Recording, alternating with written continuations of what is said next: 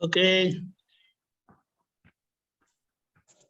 नमो वितरागाय, नमो वितरागाय, नमो अरिहंताणम, नमो अरिहंताणम, नमो सिद्धाणम, नमो सिद्धाणम, नमो आयरियाणम, नमो आयरियाणम, नमो वजायाणम, नमो वज्जायाणम, नमो लोये सव्व सापुणम, नमो लोये सव्व साहुणम, ऐसो पंच नमोकारो, ऐसो पंचन मुक्कारो, सव्व पावपणासणो, सव्व पावप्पणासणो, मंगलाणं च सव्येसिं, मंगलाणं च सव्येसिं, पद्मं भवै मंगलम्। पडवम हवै मंगलम। ओम नमो भगवते वासुदेवाय। ओम नमो भगवते वासुदेवाय। ओम नमः शिवाय। ओम नमः शिवाय। जय सच्चिदानंद। जय सच्चिदानंद। जय सच्चिदानंद। हिंदी जय सत्संग में सभी का स्वागत है। सुरेश जी, आपको प्रश्न है? मगर ये इनको पूछ लें दो, मुकुल साहब। Okay fine. हेमा बहन बोलिए। जय सच्चिदानंद निमेशानंद, दीपकानंद जय सच्चिदानंद। जय सच्चिदानंद। નિમેશાનંદ, તમે આપણે પેલા બીજી કલમનું એટલું સુંદર એંગલ અમને આપ્યો છે, એના પર બહુ જ વિચાર કરવાનું હતું. મશીન બહુ ચાલ્યું એમાં. તમારો પ્રશ્ન છે આપ્ત સૂત્ર 1 અને નાનું વાક્ય છે 6, 3 ને 8, 638. एक मिनट। 638 નું વાક્ય, જેનો અભાવ આવે 638. હા, જેનો અભાવ આવે તેના વખાણ કરવા અને જેના પર ભાવ આવે ત્યારે તેની ચામડી ઉતારીને જોઈએ. આ બધું છૂટી જાય. જ્ઞાની પાસે દરેક રોગનો ઉપાય હોય. जी हाँ हेमाबेन, ये बात और ये सूत्र हर एक काल में ये सूत्र हमेशा रहेगा। अपनी प्रकृति का मोक्ष करने के लिए, या तो अपनी प्रकृति को 100% प्योर बनाने के लिए, जो प्रकृति जहां पर सुख मानकर आई है और जहां पर प्रकृति को सुख ही सुख दिखाई देता है, वहां पर दादा भगवान, ज्ञानी पुरुष, तीर्थंकर भगवंतों को एक क्षण के लिए भी सुख न दिखाई दिया। अब हमारी प्रकृति कहेगी कि इसमें ये मुझे अच्छा नहीं लग रहा है, तो जब उसकी प्रशंसा करो तो आपकी मान्यता टूट जाएगी और वो चीज आपको अच्छी लगेगी। इसमें आपका है, देखो, जेनो अभाव आवे तेना वखाण करो। मतलब हमारी प्रकृति में एक पिछले जन्मों का हम कर्मों का हिसाब ऐसा लेकर आए हैं कि जब जब मैं हेमाबेन को देखता हूं तो हेमाबेन के अवगुण ही दिखाई देते हैं और हेमाबेन के प्रति मुझे अभाव खड़ा हो जाता है। ये इफेक्ट के रूप में है। अब प्रकृति अपना धर्म बजा रही है, मगर जैसे ही मैंने प्रकृति को कहा वो तो हेमाबेन तो बहुत अच्छे है, इतने सारे गुणों से है, और भीतर शुद्धात्मा भगवान तो हाजरा हजूर है। शुद्धात्मा भगवान की साक्षी में हेमाबेन जीवित है और हेमाबेन खुद अपनी प्रकृति को प्योर करने में लगे हैं। जैसे मैंने उनकी प्रशंसा की, अपने आप लेकर आया हुआ हिसाबों के अधीन अभाव वो टूट जाएगा। और दूसरी बात, कि जब जब मुझे ऐसा लगा कि हेमा बेन बहुत अच्छे हैं, हेमा बेन बहुत अच्छे हैं, हेमा बेन के ऊपर मुझे बहुत लगाव हो चुका है, मुझे बहुत अच्छे भाव आते हैं, तब भी दादा भगवान ने कहा कि वापस दृष्टि कहाँ रुकनी नहीं चाहिए। रिलेटिव में कहीं भी दृष्टि रुक जाए, अटक जाए, तुरंत ही उसका ज्ञान से दवाई करके रियल को देखने का बता देने का, क्योंकि रियल को देखना वही हमारा पुरुषार्थ है और रिलेटिव को देखना वो हमारा पिछला जन्मों का ज्ञान जिसमें हम फिसल जाते हैं हमेशा। पिछले जन्म का ज्ञान क्या है, तो कि रिलेटिव को देखकर ही आप ओपिनियन देते रहो, रिलेटिव को देखकर ही आपके अंदर आप डिसीजन लेते रहो और रिलेटिव को देखकर ही अपना रिलेटिव मजबूत करते रहो। ये रिलेटिव से रिलेटिव की पूरी व्यवहार इस दुनिया में चल रहा है और इस सूत्र में रिलेटिव भले ही हो, मगर उस रिलेटिव को जब रियल स्वरूप की पहचान करवा दी, या तो रियल की तरफ हम उसको मोड़ दे, जिससे बहुत भाव आ जाए, हमें हेमा बेन के प्रति बहुत लगाव हो जाए, बहुत अच्छा लगे, तब उसकी चमड़ी उतार के देख लेना कहां कहां तुझे भाव आते हैं। ये केवल स्त्री पुरुष की बात नहीं है, हमेशा राग और द्वेष वाली बात है।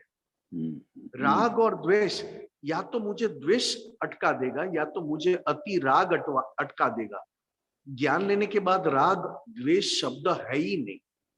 ज्ञान लेने के बाद નિમિષા ને આ વાત ફર્સ્ટ પડોશીની જ વાત છે, એટલે એમાં કેવી રીતે રહેવું, પુરુષાર્થ એમાં કેવી રીતે હોવો ઘટે, એટલે એમાં દ્રષ્ટિ કેવી નાખવી પડે કે એ જે વિચાર આવે કે ભાવ આવે અભાવ આવે, પણ એમાં કેવી રીતે રહેવું? ये तो हमें दादा भगवान ने बताया कि जब डिप्रेशन में आ जाए तो कहने का, निमेश चिंता मत कर, मैं तेरे साथ हूं। क्योंकि डिप्रेशन आना यानी अति अभाव होने के कारण ही आता है। ये अभाव का एक इफेक्ट है, द्वेष की एक इफेक्ट है। तो जैसे ही मुझे लगा कि मैं अभी नहीं संभाल पाऊंगा, मैं गिर जाऊंगा, मैं ऐसा हो जाएगा, अरे कोई बात नहीं निमेश, मैं तेरे साथ हूं ना, मैं तेरे साथ हूं और दादा भगवान तेरे सिर पे है, तू बोल, मैं अनंत शक्ति वाला हूं, तो अपने आप उसमें से निकल जाएगा, अभाव में से। अभाव તો આ છેલ્લું આ સૂત્ર તમારે વિષયને પણ લાગુ પડે ને છેક સુધીનું? ये सूत्र हेमाबेन विषय से लेकर जहां जहां हमें राग खड़ा है, हम जो राग लेकर आए हैं वहां हर जगह ये लागू पड़ता है। क्योंकि राग होने पर हम चिपक जाते हैं, फिसल जाते हैं, रियल दृष्टि यूज नहीं कर पाते। इसी तरह जब द्वेष खड़ा होता है, द्वेष मतलब वैर या तो अभाव, तिरस्कार, ये जब खड़ा हो जाता है तब भी हम रिलेटिव में रुक जाते हैं। रियल दृष्टि और रियल का दर्शन करना, रियल स्वरूप को देखने का हम चूक जाते हैं। ये पूरा विषय विकार से लेकर पूरे व्यवहार में हम पिछले जन्मों का ज्ञान लेकर आए हैं और उस ज्ञान में केवल रिलेटिव को देखकर ही ज्ञान हम मजबूत करके आए, क्योंकि तब हमारे पास ना तो रिलेटिव था ना तो रियल था, क्योंकि जब चार्ज किया तब अज्ञान ही अज्ञान था और अज्ञान को ही हम रियल मानते थे, परमानेंट। जब इस जन्म में हमें रियल स्वरूप की पहचान हो गया, अनुभव हो चुका है, तो रियल स्वरूप का अनुभव होने के बाद रिलेटिव ज्ञान जो डिस्चार्ज में है वो शुद्धात्मा के अलावा हर एक चीज ऊपर हमें राग खड़ा करेगा या तो द्वेष खड़ा करेगा। राग और द्वेष खड़ा करना मतलब अपने महात्माओं के लिए राग द्वेष से चार्ज किया हुआ अभी इफेक्ट, मतलब डिस्चार्ज में इफेक्ट दे रहा है। चार्ज किया था राग और द्वेष के आधीन। अब इस जन्म में क्या होता है तो कि रियल रियल स्वरूप का दर्शन न हो तो मुझे मेरा मेरा कोई काम का नहीं है। मैंने कितनी भी तारीफ बराबर है, कर ली, मैंने बराबर। कितनी भी प्रशंसा कर ली, मगर वो रिलेटिव चेंजेबल है और वो रिलेटिव टेम्पररी और विनाशी है। मैंने चाहे कितनी भी तारीफ कर ली, अपनी अपनी खुद की प्रशंसा कर ली हो या दूसरों की प्रशंसा की हो, मगर रियल को लक्ष्य में रखकर, मैंने अपने आप को भी रियल में लक्ष्य में रखकर दूसरों में रियल के दर्शन करने के बाद जो रियल रिलेटिव की बातें करता हूं, वहां पे चिपकना नहीं है, केवल हार्टिली ड्रामेटिक है। तो खाली मान्यता ही बदलने की है, अपनी जो मान्यता अंदर पड़ी हुई है वही बदलने की है दृष्टि से, वही मान्यता अपना मतलब मान्यता मतलब इतना नहीं, मान्यता में हम ज्ञान लेकर आए कि इसमें बहुत सुख है, अच्छा, इसमें बहुत सुख है, इसमें बहुत सुख है। या तो मान्यता से हमने पक्का करके लाए कि नहीं मुझे ये पसंद नहीं है, नहीं मुझे ये पसंद नहीं है, नहीं मुझे ये पसंद नहीं है। इसका जहाँ अभाव होता है वो भी एक अभाव जिसके प्रति होता है उसके पास भी एक ज्ञान है। तो आपने उस व्यक्ति के प्रति अभाव किया, मतलब ज्ञान के प्रति आपका अविनय खड़ा हुआ। क्योंकि ज्ञान, इसके लिए कविराज ने कहा ना, दृष्टि बिंदु के अनुसार सभी धर्मों को आधार। तो जैसे आज कोई है तो दादा भगवान ने यहाँ तक कहा कि भाई वो नॉनवेज खा रहा है तो नॉनवेज खाने से ये नुकसान है, ऐसा है, ऐसा है। अब तुझे खाना है तो कोई बात नहीं, मगर नॉनवेज का रिजल्ट जान ले। फिर ये बताने के बाद मुझे वो व्यक्ति अगर नॉनवेज खाते हुए मिल भी जाए तो भी मुझे उसके प्रति अभाव खड़ा नहीं होना चाहिए, क्योंकि क्या पता वो खा तो रहा है, पिछले जन्मों के संस्कार के अधीन वो खा तो रहा है, मगर खाने के बाद तुरंत और खाने के पहले तुरंत उसने उसके भीतर उन्होंने प्रायश्चित या तो शक्ति मांग ली हो, क्या पता, हमें पता नहीं, हम तो खाते हुए देख रहे हैं, इसके लिए हम ओपिनियन देते। इतना समझाने के बाद भी वो ये नॉनवेज खा रहा है, मगर क्या पता नॉनवेज खाने के पहले भी उन्होंने दादा की प्रार्थना की और नॉनवेज खाने के बाद भी कहा हो कि दादा मुझे इस कमजोरी से छुड़ा दो, क्योंकि मुझे तो किसी भी जीव को दुख देकर मुझे जीना नहीं है, तो खाने की बात तो कहाँ रही। फिर भी मेरा पिछले जन्म का संस्कार अभी भी मुझे बहुत परेशान करते, तो दादा आप ऐसी शक्ति दो और ये चीज से मैं छूट जाए। ये करने के बाद अगर वो खा रहा है तो हम कह नहीं सकते, तो उसके प्रति हम अभाव खड़ा करते हैं, तो वो हमारी कमजोरी है। क्या कमजोरी है? तो कि मैं वेजिटेरियन हूं, मैं वेजिटेरियन। भाई कौन वेजिटेरियन है, रिलेटिव या रियल? तो आप रिलेटिव की प्रशंसा मतलब खुद के फाइल नंबर 1 की प्रशंसा करना चाहते हो, उतना ही दूसरे के प्रति अभाव खड़ा हो जाएगा। क्यों? तो क्या आपके पास जो ज्ञान है वो सर्वश्रेष्ठ है, ऐसा आप मान के आए हो। तो क्या दूसरों के पास जो ज्ञान है क्या वो काम का नहीं है? तो क्या हर एक काम का है। इस संसार में कोई भी ज्ञान, બીજી કલમ ચૂક્યા એનું પણ અંદર આવી ગયું એવું થાય। क्या कह रहे हो? બીજી कलम चूक्या એનું પણ આવી ગયું એવું આવી જાય। सबसे बड़ी बात है ये, किसी के व्यू पॉइंट को ठुकराना मतलब प्रमाण को ठेस पहुंचाना। किसी के भी व्यू पॉइंट को, आज मैं जैन हूं तो मेरी जैन मान्यता के अनुसार मैं जो धर्म करता हूं वो श्रेष्ठ मानता हूं, उसमें अहिंसा ज्यादा है, ये है वो है। तो कि भले ही आप करो, अच्छा है, आपके लिए अच्छा है, क्योंकि आपकी प्रकृति उस प्रकार की आप लेकर आए हो। तो प्रकृति का धर्म जैन है तो जैन धर्म प्रकृति बजा रही है, मगर आप क्यों खुद जैन बन जाते हो? और जैसे ही आप खुद जैन बन गए तो वैष्णव को, शिव को, दूसरे के प्रति आपको अभाव खड़ा हो जाएगा। और जैसे आप जो कर रहे हो आपके धर्म के अनुसार, उसी धर्म वाले कोई आपको इकट्ठा हो जाएंगे और आपके साथ देने लग जाएंगे, तो तो आपको उसके प्रति बहुत भाव खड़ा हो जाएगा।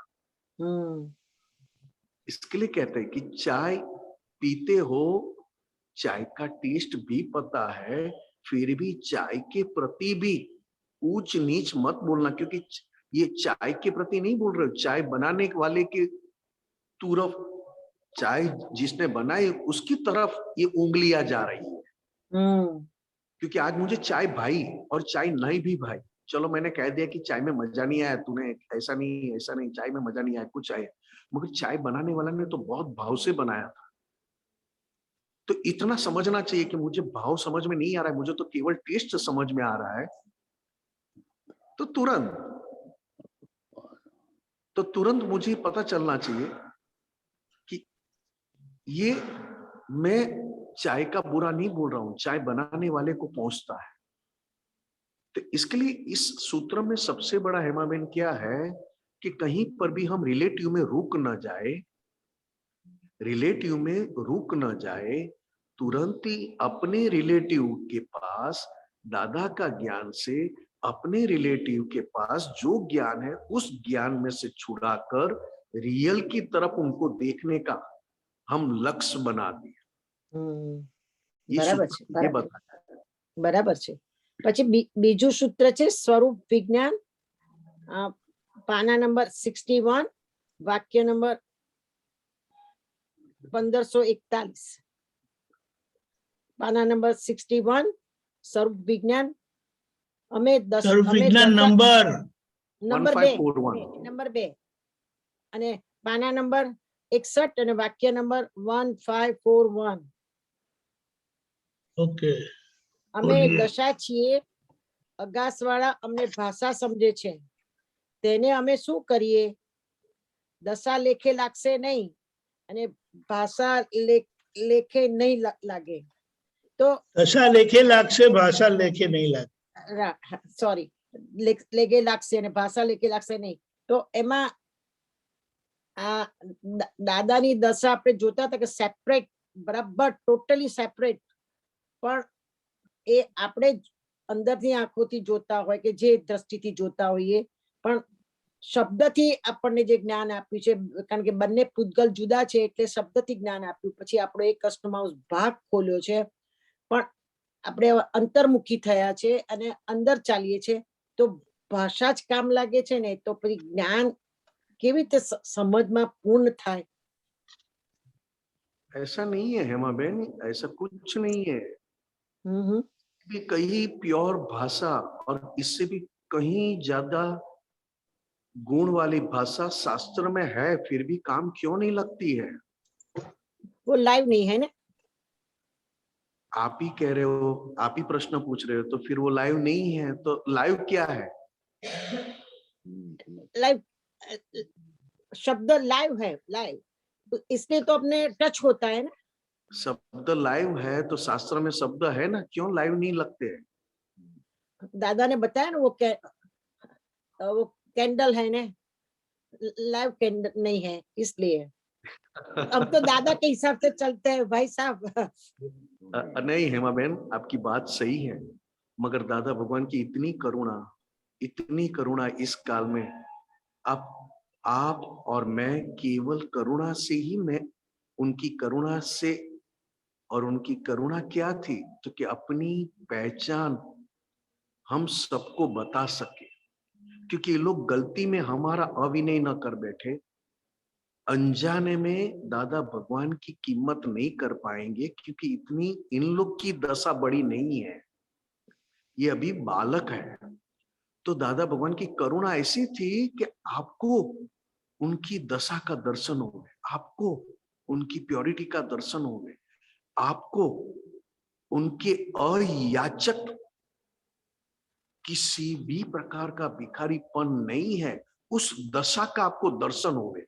और वो दशा का दर्शन करने के बाद दादा भगवान ने कहा, अरे मुआ, फिर भी लगा, गाली नहीं लगी, अपमान नहीं लगा। क्यों? तो कि उस शब्द में करुणा से उस दशा का हमें पहचान करवा रहे थे। कि तू मेरे शब्द के ऊपर मत जाना, मेरी करुणा से जो मैंने करुणा रखी है, ताकि तू भी हमारी दशा का दर्शन कर सके, अनजाने में तू कहीं पे ठोकर ना लग जाए। इसके लिए दादा भगवान ने कहा, हमें दशा छी अगासवाड़ा अमने भाषा समझे छे, तेने हमें शू करिए। दशा लेखे लाग से भाषा लेखे नहीं लागे। आज मैंने कितना भी किताब पढ़ लिया और मैंने खाना बनाना सीख गया किताब में पढ़ पढ़ कर, और मैं दूसरों को भी सिखाने लग गया, तो क्या लोग सीख जाएंगे? जो सीखा हुआ है, किचन में काम कर रहा है और किचन में हर चीज की पहचान है, उसके साथ अगर वो खड़ा हो जाए बच्चा, अपने आप सीख जाएगा। तो दादा भगवान की दशा क्या थी? तो कि दशा केवल ज्ञान स्वरूप थी, मगर काल के आदिम केवल दर्शन रूप थी। मगर वो बात नहीं है। मैं तो व्यवहार में बात कर रहा हूं कि दादा भगवान की दशा क्या थी। तो आज कोई उंगली खड़ी ना कर सके, कहीं पे भी किसी भी सुख के भिखारी नहीं थे, या तो इस संसार के किसी भी सुख की तरफ उनकी दृष्टि चिपकती तक नहीं थी, रुकती तक नहीं थी। केवल खुद अपने शुद्धात्मा स्वरूप में रहकर शुद्धात्मा की ही दर्शन करते थे। कहीं पे भी अपनी स्पेशलिटी खड़ी नहीं की थी। ये वैसे ही रहे, इसको दशा कहा। स्पेशलिटी खड़ा करना मतलब एटिकेट में आना। विवेकानंद जी, जी साहब। ऐसा हमने जाना है ना कि दादा भगवान ने जब चंद्रकांत दादा को ज्ञान दिया था, तो अब उनके सर पर सिर्फ 5 बार हाथ रख के 5 बार बोला था, मैं शुद्धात्मा हूँ, मैं शुद्धात्मा हूँ, और हो गया। व्हाट इज जी दिस? जी जी जी, ये जी, क्या सही बात है?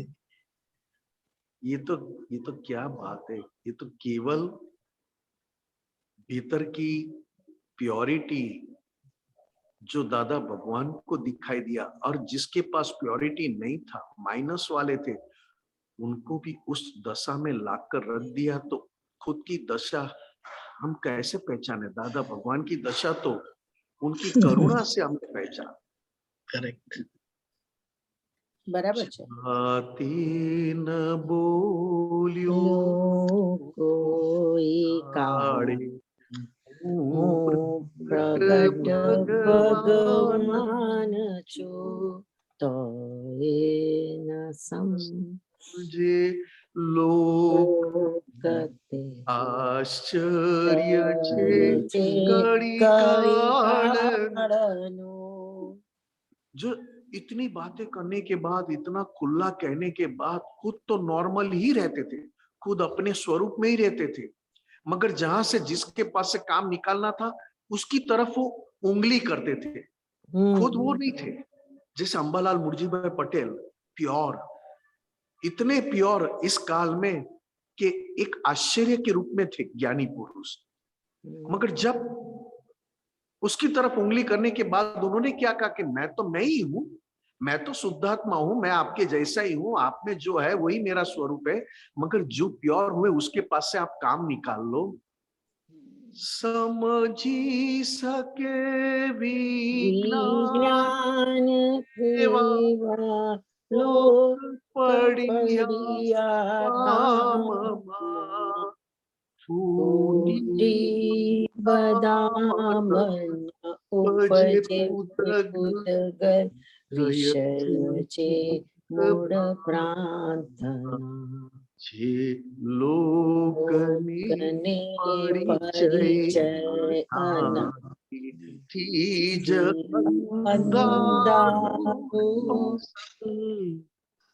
ये क्या बात है। क्योंकि हमें अंधेरा क्यों पसंद है?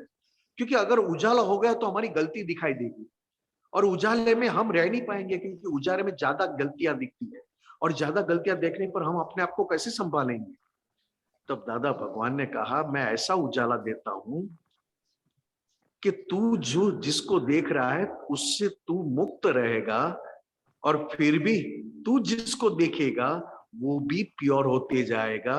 ये कौन सी दशा की बात है, मुझे ये तो बताओ। આજે દાદા ભગવાને મને મારા અનંત કાળના પાપોને ભસ્મીભૂત કર્યા છે અને તે જ્ઞાનાગ્નિથી ભસ્મીભૂત કર્યા છે અને હું શુદ્ધાત્મા પદને પ્રાપ્ત થયો છું। ये कौन सी दशा है?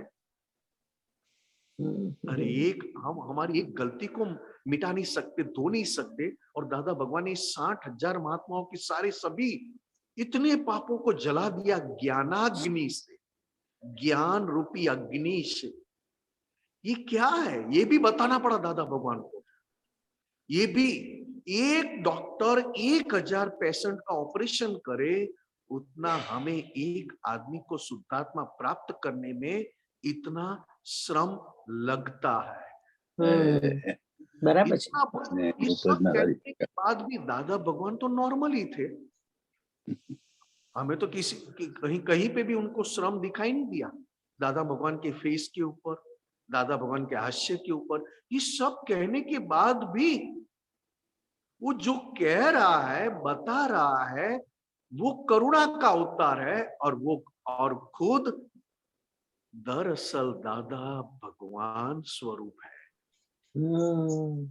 जो करुणा के अवतार के रूप में पंचमारे में थे ना, वो बता रहे थे हमको ये हो रहा है, हमको ये है, क्या करें इस काल में।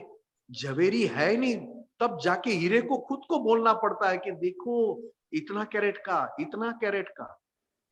ये सब बताने के बाद भी कहीं पे भी कोई भी तरह की उनकी प्रेजेंट, उनकी खुद की लकीरें में कोई चेंज नहीं साहब। છેલ્લે જ્ઞાન આપ્યું ત્યારે તો શ્વાસની બી નળીઓ ચડાઈ હતી નાકમાં ને બધે, તો પૂતગલ પણ એમનું કામ નથી, અંદરથી જ જ્ઞાન આપ્યું હતું। એ છેલ્લી દશા હતી ત્યારે એ બધું જોયેલું છે, એટલે હેમાબેન અંદરથી થાય છે કે કેવી દશા હશે એમની, અને આપણે એ તરફ જઈ રહ્યા છે, પણ કેટલો બધો પુરુષાર્થ માગે છે, જાગૃતિ मांगे छे। पुरुषार्थ में बत्ती सभी ठीक है बात, मगर मैं तो केवल दादा भगवान की हमें अक्रम विज्ञान के साथ जो पराक्रम दशा देखने को मिली, दादा भगवान की खुला पराक्रम, इस काल में जहां धर्म जैसी चीज नहीं है, वहां 3 मंत्र इकट्ठा करके बताओ तो सही आप। दशा की आप बात करते हो हेमा बहन, आप पुरुषार्थ की बात करते हो, इसकी बात करते हो, मगर इस काल में ये दादा भगवान ऐसा कैसा जगत कल्याण का बीज बोकर फल स्वरूप लेकर आए थे कि इस काल में किसी को धर्म के नाम पर बिजनेस करना ये कलयुग में आम बात है। और इस काल में तीनों मंत्र को इकट्ठा करके, तीनों मंत्र का सही अर्थ परमार्थ बताकर लोगों को तीनों मंत्र बोलते हुए तैयार करना, ये कौन सी दशा है, ये कौन सा भीतर का कैसा क्रांति, अहिंसक क्रांति कैसी लेकर आए थे। और वो अहिंसक क्रांति में एक क्षण के लिए भी पक्ष संप्रदाय ने निष्पक्ष, क्यों? अंबालाल मुर्जीभाई पटेल चाहे इतना जगत कल्याण कर ले, मगर अंबालाल मुर्जीभाई पटेल की एक भी प्रशंसा उन्होंने खुद ने की नहीं, कभी भी नहीं। इतना बड़ा काम इस काल में जो ऋषभदेव भगवान ने किया था, तीनों मंत्र, उसके बाद कोई नहीं निकला। ऋषभदेव भगवान के बाद कोई नहीं आया तीनों मंत्र इकट्ठा करके बोलने वाले, या ऐसे मोक्ष देने वाले, या इतनी सिंपल केवल ज्ञान की बात, एकदम सिंपल, क ख ग ए बी सी, इतनी सिंपल। और इतना कहने वाला कौन आया अभी तक? किस मोक्ष खिचड़ी करता पण सहेलो छे। एक भी मुझे आज तक बताओ शास्त्र में आप देखोगे तो, अभी ये पंचम काल में आप कोई भी किताब पढ़ोगे या तो कोई भी शास्त्र पढ़ोगे तो आपको कहेंगे ये करो, वो करो, ये छोड़ो, ये छोड़ो, ये पकड़ो, ये पकड़ो, ऐसा रहो, ऐसा करो, ऐसा करते करते करते करते सांस फूल जावे। जैसे मैं पहाड़ चढ़ रहा हूँ और सांसें फूल जाए, वैसे सांसें फूल गई मेरी। फिर भी मेरा अहंकार, इतनी सांसें फुला दी मेरे अहंकार ने कि अभी मेरे आगे कोई नहीं कुछ करने वाला या कुछ छोड़ने का। फिर भी आत्मा प्राप्त नहीं हुआ। सब कुछ मैंने छोड़ दिया, अब इसके आगे कुछ पकड़ने का रहता नहीं है, फिर भी मुझे आत्मा प्राप्त नहीं हुआ। अरे साहब, आप सब कुछ छोड़ चुके, मगर जो पकड़ के रखा वो दादा भगवान ने एक जूते का प्रसाद देकर छुड़वा दिया। बोलो, वो है ऐसा जूते का प्रसाद देकर अहंकार को पिघाल सके? है इतनी दशा? क्या कह रहे हो साहब? ये तो हम बहुत मस्ती से जी सकते कि ये दादा भगवान ने क्या बनाया, क्या उन्होंने किया है इस काल में। हम तो केवल दशा की बात करते, दशा बात करते करते पुरुषार्थ करते, रिलेटिव रियल, ये करो वो करो। अरे दादा भगवान क्या है, क्या दादा भगवान। 24 तीर्थंकर भगवंतों ने कह दिया कि पंचम आरे में दादा भगवान, क्या दर्शन करोगे। दर्शन भी उन्होंने करवाया हमको। हम तो जाते थे, अंगूठे पे विधि करते थे, दादा भगवान की आंखों में देखते थे, वो सिर पे टपली मारते थे, हो गया काम, चलो, वो बहुत अच्छा लगा। केवल ऊपर ऐसा मारने पर और जूते मारने पर भी अच्छा लगता था। आज आप जूते हाथ में लेकर तो देखो। ठीक है हेमा बहन, जय जय सच्चिदानंद। सच्चिदानंद। जय सच्चिदानंद। सूरज जी,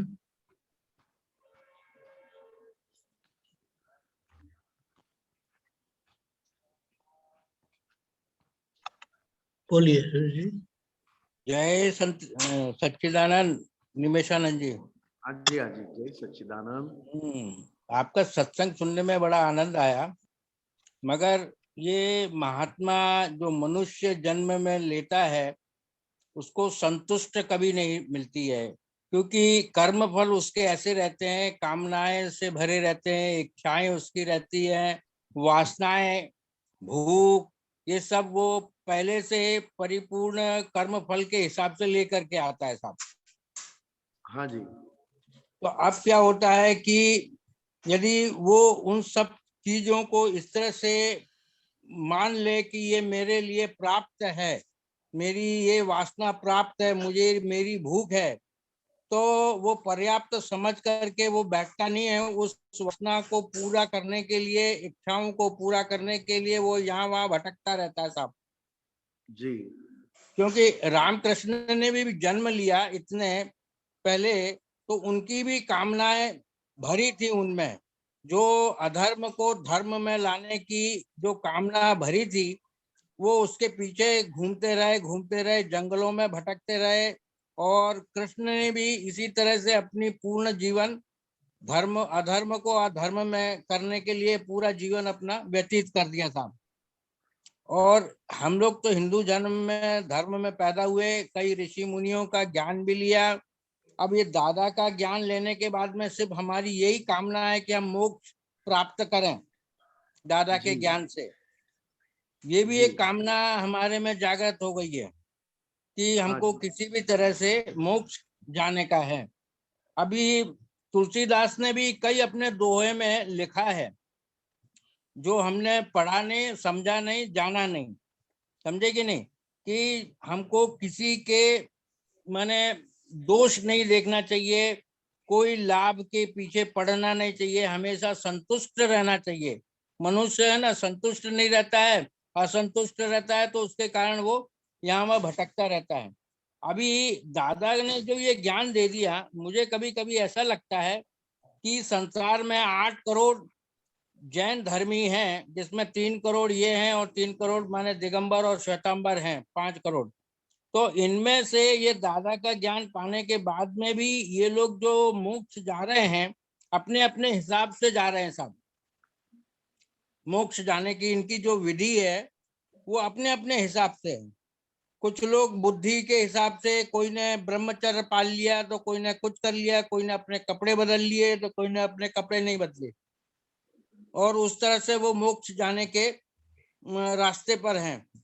तो कभी कभी मुझे ये मन में प्रश्न उठता है कि ये क्या सही है और क्या नहीं सही है, क्योंकि आचार्य हैं जैन धर्मों के भी, उनके भी शिष्य हैं कई लोगों के, तो ये दादा के ज्ञान का इतना सरल और सहज ज्ञान है, ये क्यों नहीं वो समझ पाते हैं? कभी कभी ऐसा मन में भी प्रश्न उठता है कि ये क्या है, माने कौन सा व्यवहार इनको सोच से अलग करता है साहब। तो थोड़ा इस पे थोड़ा बात बताइए ना साहब, ये क्या है दादा का ज्ञान?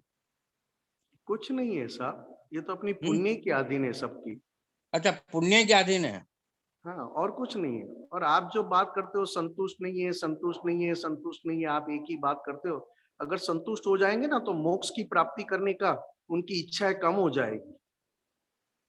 संतुष्ट अच्छा, नहीं है तब जाके तो जलन होती है अंदर, और अति जलन से ही वो कहते कि अभी छूटना है, अभी छूटना है, अभी छूटना है।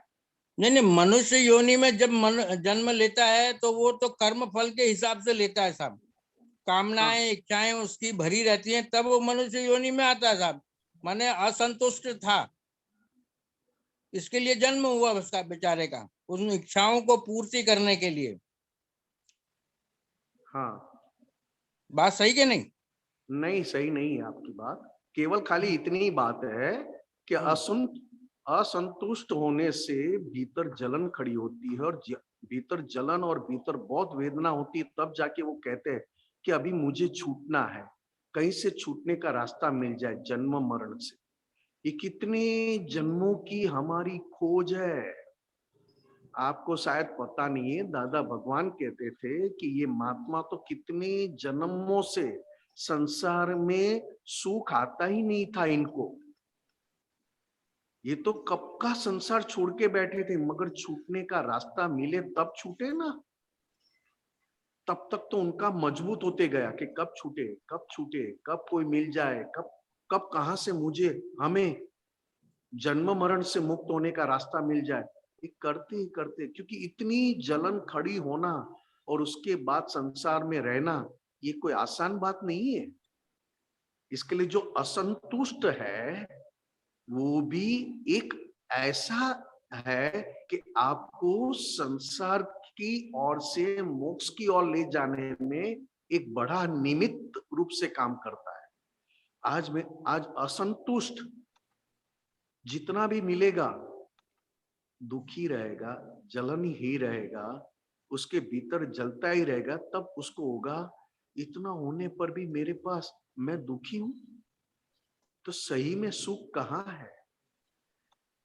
इसके लिए दादा भगवान ने कहा कि क्रोध, मान, माया, लोभ ये किसको इफेक्ट होते, तो कि जो डेवलपमेंट हुए, जिसका डेवलपमेंट है अंदर, उसको ही क्रोध, मान, माया, लोभ है।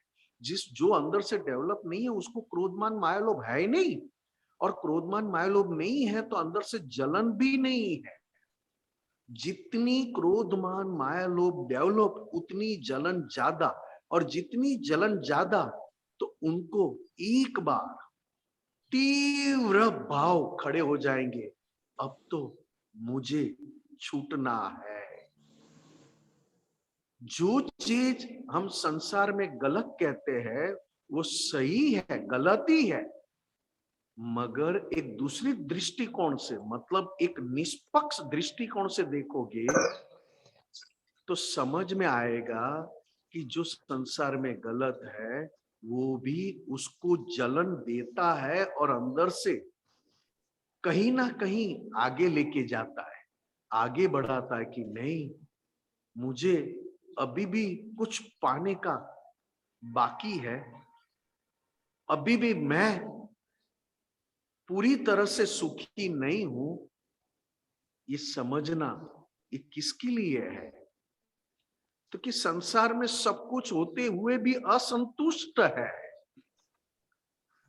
जब आपको लगा कि मैं संतुष्ट हूं तो कि महात्मा क्या है, तो कि महात्मा संतुष्ट है। कैसे महात्मा संतुष्ट है? तो कि जो प्रकृति लाया है उसी प्रकृति को काम कर रहा है, वो प्रकृति अपने आप काम कर रही है और महात्मा सभी प्रकृति से मुक्त होकर दादा भगवान जैसा स्वरूप प्राप्त करके बैठे। भले ही प्रकृति यहां जाए, भले ही प्रकृति वहां जाए, भले ही प्रकृति ऐसा करे। अगर अब ये बात आप मुझे पूछोगे तो मैं अपनी खुद की बात करूंगा, मैं आप दूसरों की पूछोगे तो बात अलग पड़ जाएगी, और मैं अपनी खुद की बात पूछोगे तो मैं कहूंगा ये प्रकृति अभी इतना जलन क्यों है, तो कि प्रकृति ने जो अंदर सुख माना है, जब तक वो चीज न मिले तब तक प्रकृति को जो कुछ मिला है उसकी वैल्यू करने नहीं देगा। मतलब निमेश फाइल नंबर 1 ने सुख कहां माना है? मैं एक सिंपल एग्जांपल बताता हूं।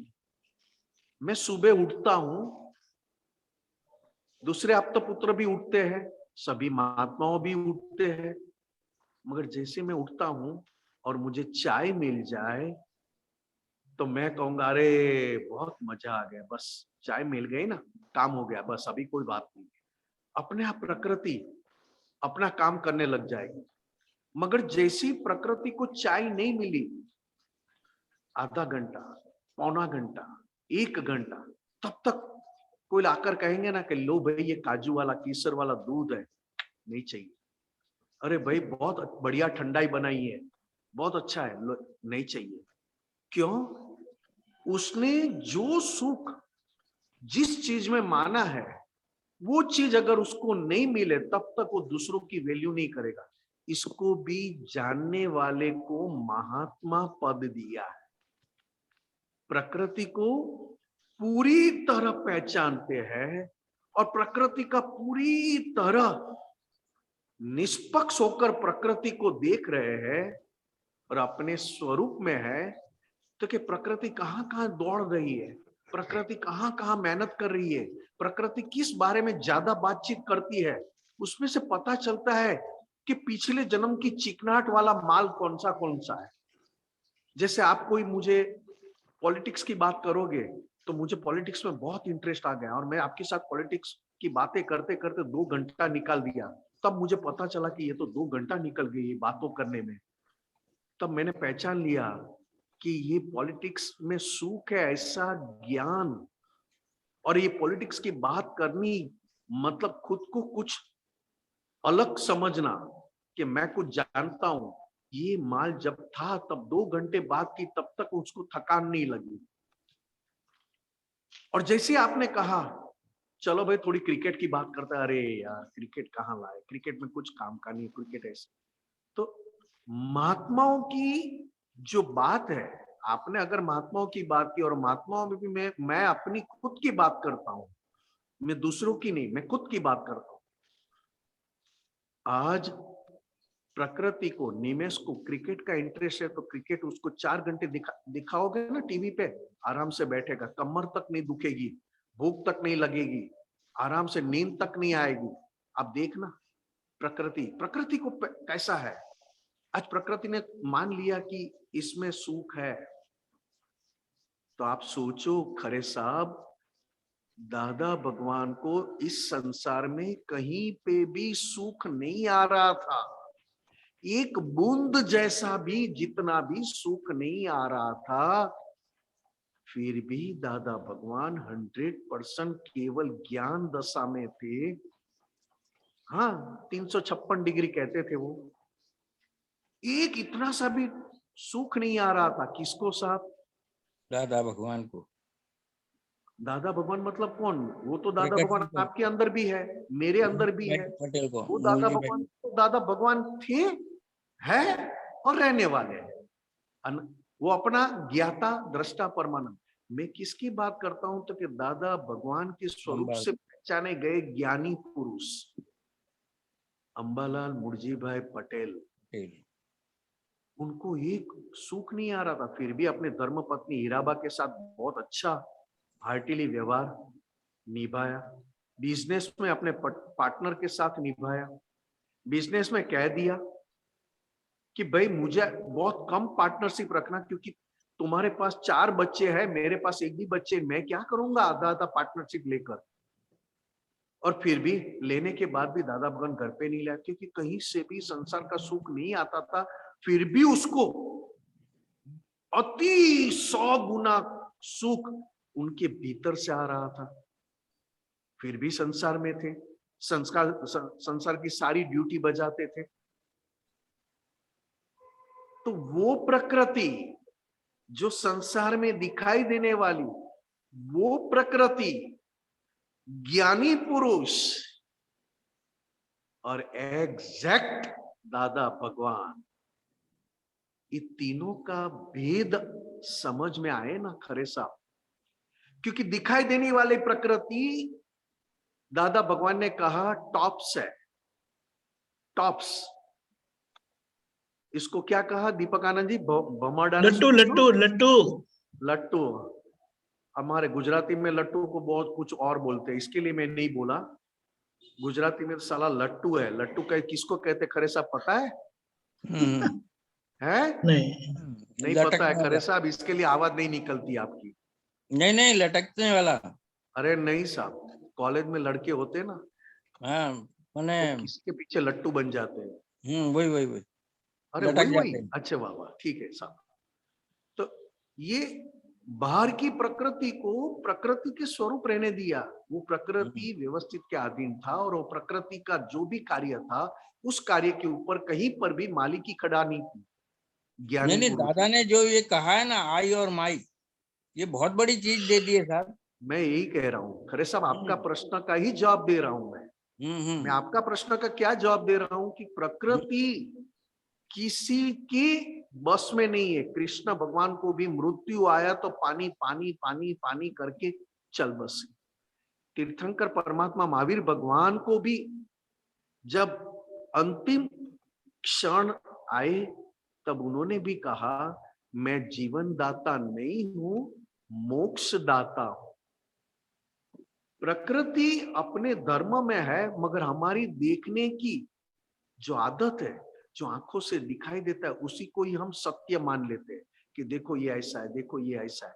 गलत नहीं है, गलत नहीं है साहब, सही है, बात गलत नहीं है। आंखों से दिखाई देता है वो भी गलत नहीं है, मगर वहां पे अंतर क्या है? अगर मैं आप है तो दादा भगवान कहते कि महात्माओं की दशा अलग है, और आम जिनको अभी मैं खुद कौन हूं उसका अनुभव नहीं हुआ है, उसकी बात और ही है। इसके लिए लोग इतनी बातें करते हैं आत्मा प्राप्त करने के लिए, इतनी बातें करते, इतना ज्ञान, इतनी ज्यादा लेकर बैठे हैं, फिर भी शुद्धात्मा प्राप्त नहीं हुआ है। और हम आप कुछ भी नहीं जानते हैं, कुछ पढ़े नहीं है, फिर भी दादा भगवान ने हाथों में मोक्ष दे दिया। हाथों में लेने नहीं गए थे, फिर भी दादा भगवान ने हमको दे दिया। लेने नहीं गए थे, हमारी इच्छा तक नहीं थी, कोई इतना ज्ञान ही नहीं था हमारे पास। और जिसके पास ज्ञान है, जिसके पास अभी भी बहुत सारा नॉलेज है, उनको दादा भगवान मिले तक नहीं। नहीं तो इसके लिए बुद्धि बीच में आड़े आती है कि समझ नहीं साहब, पहले ही मैंने प्रश्न का कहा, जवाब दे दिया। पुण्य होय काचू तेने ज्ञानी ओळखाय नहीं, ज्योति स्वरूप मळे छता वाट शंको राय नहीं। ऋषभ देवे भरत नेया अक्रम दीधेल जो, अड़के नहीं राजपाट आरशा महल जो। अरे खरे साहब, ये तो आप बात कर दो। दीपक आनंद जी, खरे साहब भी सुनते होंगे। दीपक आनंद जी आप भी मैंने अभी 10 दिन पहले मंदिर पे बहुत साधु साध्वियों का विहार, अभी विहार काल चल रहा है, आते हैं जाते हैं, आते हैं जाते हैं। एक बहुत विचक्षण साधु साध्वी, 8 साध्वी जी सामने से मुझे बुलाया। मेरा ये पैरवे ये देखकर कि ये जरूर कोई अलग है यहाँ पे, ये कोई वहीवट में कारभार में नहीं है। बुलाया, बात, फिर मैं बैठा, मैंने दादा भगवान की बात की, मेरी अपनी खुद की बात की, आप तो पुत्रों की बात की। फिर करते करते व्यवहार की बात इतनी अच्छी निकलते निकलते मैं पहुंच गया साधु भगवंत, ये साधु साध्वी जी महाराज साहब के साथ, दीपक आनंद जी, शायक शमकीत के ऊपर। हम्म, एकदम शौक लग गया साध्वी जी को। आप क्या बोलते हो, पता है शायक शमकीत? शायक शमकीत तो 63 साल का पुरुषों को था, जिन्होंने इतना युद्ध किया, महलों में रहे, रानियों के साथ रहे, फिर भी एक भी कर्म उसको छू नहीं पाया और मोक्ष में गए और मोक्ष लेकर बैठे थे, क्योंकि शायक शमकीत वाले को एक भी कर्म बांध नहीं सकता और एक भी कर्मों का फल चुकाने का रहता नहीं है, क्योंकि वो तो लेकर आए हैं, अभी खत्म कर रहे हैं। शायक शमकीत मतलब जीते जी आपको मुक्ति का अनुभव होना, जिसको कहते हैं अनंतानुबंधी कषायों में से अनंत अवतार भटकाए, अनंत अवतार तक जन्म मरण में भटकते रहो, ऐसे कषाय बांधना, उसको अनंतानुबंधी कषाय कहते हैं। तो शायक शमकीत वाले तो संजवलन कषाय में आ गए। संजवलन कषाय मतलब दीपक आनंद जी, पानी में एक आप लाइन करो और नीचे लाइन करो और ऊपर होवे ही नहीं लाइन, हाँ, ऐसे कषाय हो गए आपके। संज्वलन कषाय, पानी में लाइन आप खींचो तो वापस पानी पानी रहेगा, लाइन तो एक क्षण भी नहीं रहता है। ऐसे क्षायक शमकीत वाले क्या कषाय, संज्वलन कषाय हुआ। फिर मुझे कहते हैं, निमेश भाई आपने तो बहुत अच्छी बात की, हम तो आपके ऊपर शंका नहीं करेंगे क्योंकि आपकी बात में बहुत पावर है। मैं बोला मेरा नहीं है, पूरी बात दादा भगवान की है। फिर मुझे कहते हैं, अनंतानुबंधी कषाय में से मुक्त होने का रास्ता कौन सा है पता है शास्त्र में? अब देखो ये दादा भगवान की कृपा देखो दीपक आनंद जी, मैंने कहा हिंसक भाव, हिंसक भाव किसे कहते हैं निमेश भाई? आप देखो हिंसक भाव की तो बहुत सारी डेफिनेशन है, मगर अनंतानुबंधी कषाय में से छूटने का कौन सी पहला कदम कौन सा है? तो मैंने कहा हिंसकता। आप हिंसक किसे कहते हो? तो मैंने कहा मैं जो नहीं हूं उसको मानता हूं कि ये मैं हूं, इसको भगवान की दृष्टि में हिंसक कहा। उस साध्वी जी ने कहा क्या बात की आपने, आप जो नहीं हो उसको मानते हो। अब देखो दीपक आनंद जी, अपने सत्संग में आम बात है, देखो हाँ, ये अहंकार किसे कहते हैं? अहंकार किसे कहते हैं? कह के छोड़ दिया। नॉर्मल बात करते हो कितनी, तो क्या बात करते हो। मैं यही कहना चाहती थी आपको निमेश भाई, सबसे बड़ी मान्यता से मुक्त होना मतलब अनंतानुबंधी कषाय से मुक्त होना, सबसे बड़ी मान्यता इस संसार में कौन सी है? तो कि ये शरीर मैं खुद हूं और ये नाम ये मैं खुद हूं। वो आपने बात बहुत आसानी से हिंसक में बता दी। मुझे कहते मान्यता से मुक्त होना मतलब अनंतानुबंधी कषायों से मुक्त होना, और बाद में प्रत्याख्यान दोष, अप्रत्याख्यान और संज्वलन, ये तीनों अपने आप ये शुद्धात्मा शायक शमकीत प्राप्त होने के बाद ये चीज दिखती जाती है और निकलती जाती है। आपने ये मैंने उनके साथ 2 घंटे निकाले, दादा भगवान की बात की, फिर किताब लेकर गए, गुजराती थे इसके लिए गुजराती दिया और 2 ऊपर हिंदी थे, सभी साथ में वीआर करते आगे पीछे होता है, तो उनको भी दिया। तो बोला इस किताब में कहीं पे भी आपकी कोई शास्त्र की समझ मत मिक्स करना, सीधे सीधा ये दादा भगवान जो इस काल में हुए हैं उसकी बातें सीधे ही मुझे समझ में आया, ऐसी प्रार्थना करके करना। ये दीपकांत जी बात मैंने इसके लिए कहा क्योंकि खरे साहब ने पूछा कि आदमी असंतुष्ट है, ये है वो है, तुलसीदास ने ये कहा वो कहा। मैं कहता हूं शुद्धात्मा प्राप्त करने के बाद असंतुष्ट वो भी एक ज्ञान में जागृत रहने की एक बात है।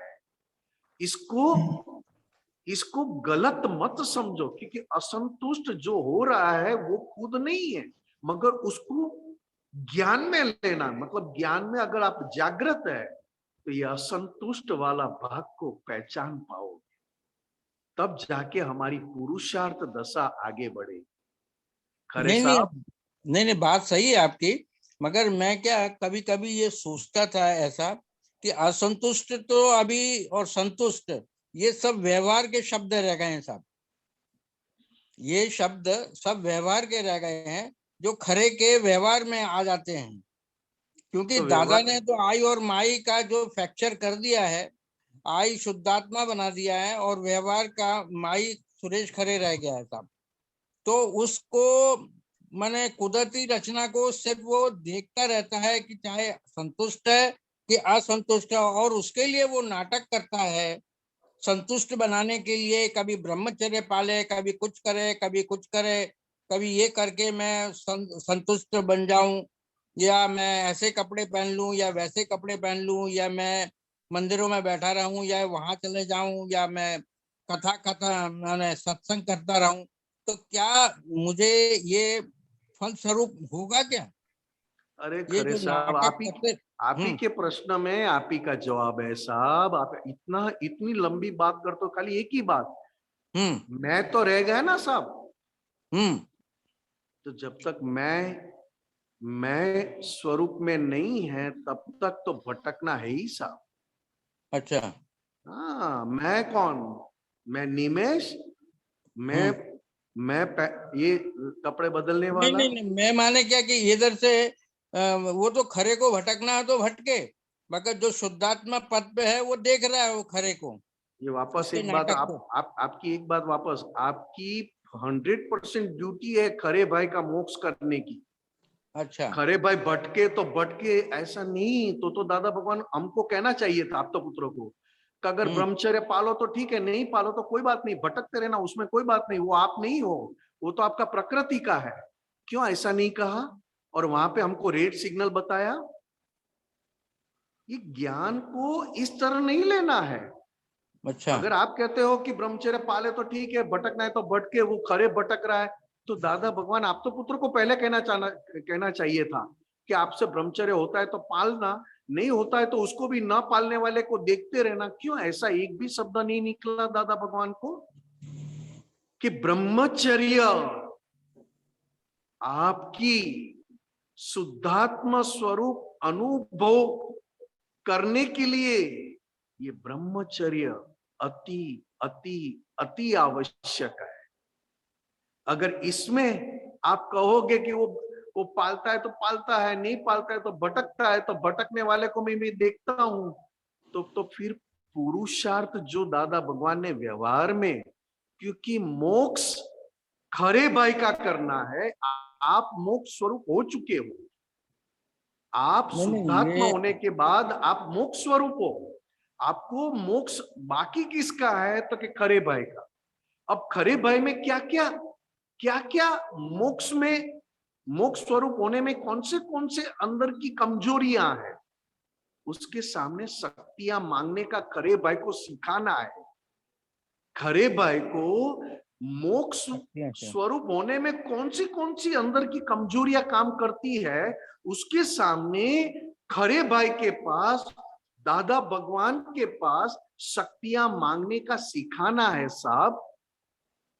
आज मैं निमेश को कहता हूं कि इतनी बड़ी मेहनत करके दादा भगवान ने अपनी अनंत शक्तियों में से एक शक्ति का उपयोग करके तुझे शुद्धात्मा बनाया, और तुझे ये शुद्धात्मा संभालने के लिए तुझे बाउंड्री बना कर दिया।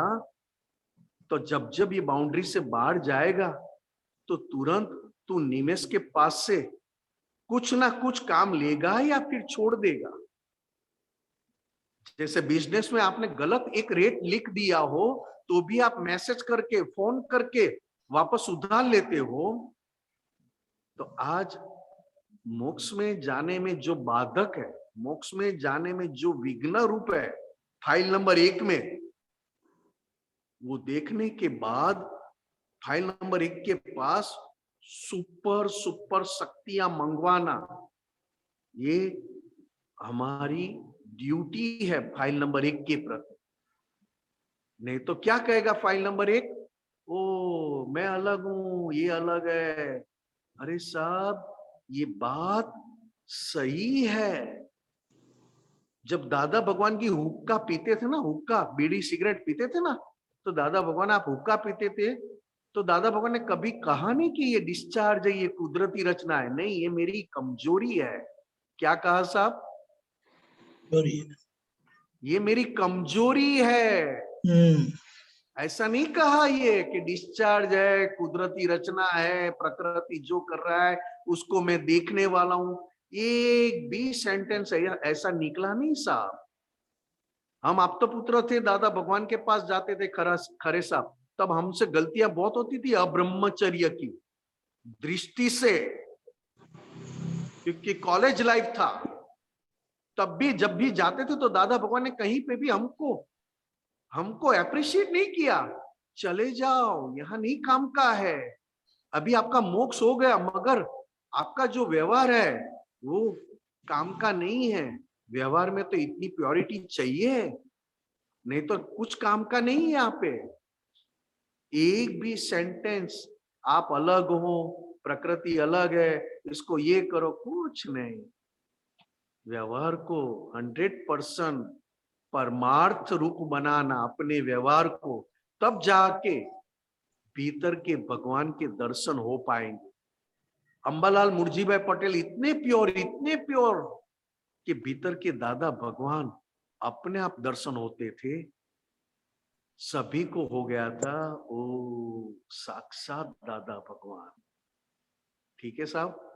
अच्छा, एक हाँ, बोलिए। एक ये चक्र, ये कई ऋषि मुनि बड़े बड़े हैं, ये चक्र बोलते हैं कि कुंडलियां जागरण करते हैं, तो ये क्या चीज है? ये उन लोगों का, मैंने बोले आपकी चक्र और ये कुंडली जागरण कर देंगे तो आपको मोक्ष मिल जाएगा, तो कहाँ तक सही है?